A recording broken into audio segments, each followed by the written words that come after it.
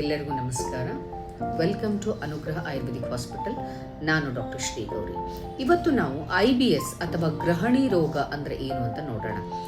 IBS ಅಂದರೆ irritable bowel syndrome ಅಂತ ಹೇಳ್ತೀವಿ. ಇದನ್ನು ಆಯುರ್ವೇದದಲ್ಲಿ ಗ್ರಹಣಿ ರೋಗ ಅಂತ ನಾವು ಸ್ಟಡಿ ಮಾಡ್ತೀವಿ. ಗ್ರಹಿಣಿ ಅಲ್ಲ, ಗ್ರಹಣಿ ರೋಗ ಅಂತ ಇದನ್ನು ಸ್ಟಡಿ ಮಾಡುವಂಥದ್ದು.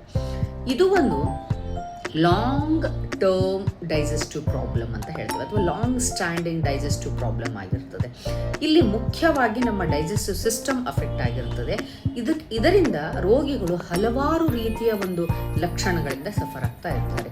ನೀವು ನೋಡಿರ್ಬೋದು ಇತ್ತಿತ್ತಲಾಗಿ ಇದು ರೋಗವು ಕೂಡ ನಮ್ಮಲ್ಲಿ ಹೆಚ್ಚು ಯಂಗ್ಸ್ಟರ್ಸ್ಗಳಲ್ಲೇ ಕಾಣಿಸ್ಕೊಳ್ತಾ ಇದೆ.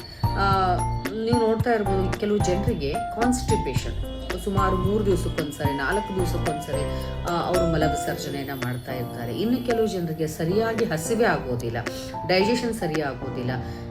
ಇನ್ನು ಕೆಲವು ಜನರಿಗೆ ಬ್ಲೋಟಿಂಗ್ ಸಮಸ್ಯೆಗಳು ಅಥವಾ ವಿಪರೀತವಾದಂಥ ಗ್ಯಾಸ್ ಫಾರ್ಮೇಷನ್ ಆಗ್ತದೆ. ಆ ಗ್ಯಾಸನ್ನು ಕೂಡ ಪಾಸ್ ಮಾಡಲಿಕ್ಕೆ ಬಹಳಷ್ಟು ತೊಂದರೆಯನ್ನು ಅನುಭವಿಸ್ತಾ ಇರ್ತಾರೆ. ಎದೆಯಲ್ಲಿ ಉರಿ ಬರುವಂಥದ್ದು, ತಲೆನೋವು, ವಿಪರೀತವಾದ ತಲೆನೋವು ಬರುವಂಥದ್ದು, ಮತ್ತು ಉಂಡ ತಕ್ಷಣವೇ ಕೆಲವು ಜನರಿಗೆ ಲೂಸ್ ಮೋಷನ್ಸ್ ಆಗುವಂಥದ್ದು, ಟಾಲರೇಟ್ ಮಾಡ್ಕೊಳ್ಳಿಕ್ಕೆ ಆಗೋದಿಲ್ಲ. ಅವ್ರ ಮೇನ್ ಕಂಪ್ಲೇಂಟ್ ಅದೇ ಇರ್ತದೆ. ನಾವು ಏನೇ ತಿಂದರೂ ಕೂಡ ಇಮಿಡಿಯೇಟ್ ಆಗಿ ನಾವು ಮೋಷನ್ ಹೋಗಲೇಬೇಕು, ನಮ್ಗೆ ಅದನ್ನು ಹೋಲ್ಡ್ ಮಾಡ್ಕೊಳ್ಳಿಕ್ಕೆ ಆಗ್ತಾ ಇಲ್ಲ ಅಂತ ಹೇಳ್ತಾರೆ. ಮತ್ತು ಮಲ ವಿಸರ್ಜನೆಯ ಸಮಯದಲ್ಲಿ ಅವರು ಮ್ಯೂಕಸ್ಸನ್ನು ಪಾಸ್ ಮಾಡ್ತಾರೆ. ವೈಟ್ ಲೋಳೆಯಂತಹ ಒಂದು ಪದಾರ್ಥವನ್ನು ಅವರು ಮಲದ ಜೊತೆಗೆ ಅವರು ವಿಸರ್ಜನೆಯನ್ನು ಮಾಡ್ತಾರೆ. ಇದರಿಂದ ಅವರಿಗೆ ದೇಹದಲ್ಲಿ ದಿನೇ ದಿನೇ ಒಂದು ವೀಕ್ನೆಸ್ ಬರ್ತಾ ಹೋಗ್ತದೆ, ಡಿಹೈಡ್ರೇಟ್ ಆಗ್ತಾ ಹೋಗ್ತಾರೆ, ವೇಟ್ ರಿಡಕ್ಷನ್ ಆಗಕ್ಕೆ ಶುರುವಾಗುತ್ತೆ.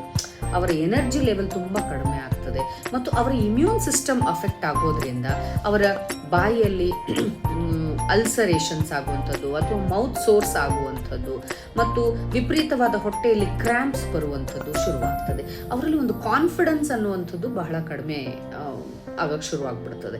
ಇವು ಇತ್ತಿತ್ತಲಾಗಿ ಬಹಳಷ್ಟು ಕಂಡು ಬರ್ತಾ ಇದೆ. ಇದನ್ನು ಸಣ್ಣ ಒಂದು ಇನಿಷಿಯಲ್ ಸ್ಟೇಜಲ್ಲಿ ಬಹಳಷ್ಟು ಜನರು ನೆಗ್ಲೆಕ್ಟ್ ಮಾಡ್ತಾರೆ.